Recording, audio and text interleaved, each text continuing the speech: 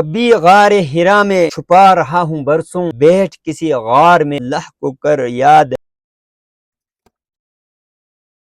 السلام علیکم ورحمۃ اللہ وبرکاتہ۔ آج میں ایک غار کے دہانے پہ بیٹھا ہوں۔ یہ پہاڑ ہے، بالکل اس کے اندر یہ سوراخ بنی ہوئی ہے، اندر ایسا آدمی اندر آسانی سے جا سکتا ہے۔ اگر اندر سونے کے لیے صحیح طرح جگہ بنائے تو کم سے کم بھی 5-7 بندے آرام سے سو سکتے ہیں، اور 8-10 بندے بالکل اچھی پوزیشن پہ بیٹھ سکتے ہیں۔ یہ بالکل ایک پہاڑ کے نیچے ہے، اس کے اوپر مٹی ہے۔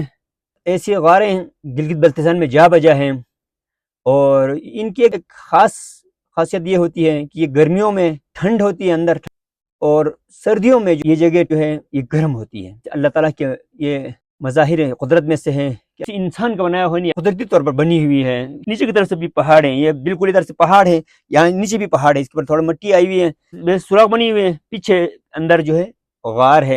اسلام کا غاروں سے بڑا گہرا رشتہ ہے۔ علامہ اقبال فرماتے ہیں، کبھی غار ہرا میں چھپا رہا ہوں برسوں، دیا جہاں کو کبھی جام آخرین میں نے، مدت سے ہے آوارہ افلاک میرا فکر، کر دے اسے اب چاند کی غاروں میں نظر بند۔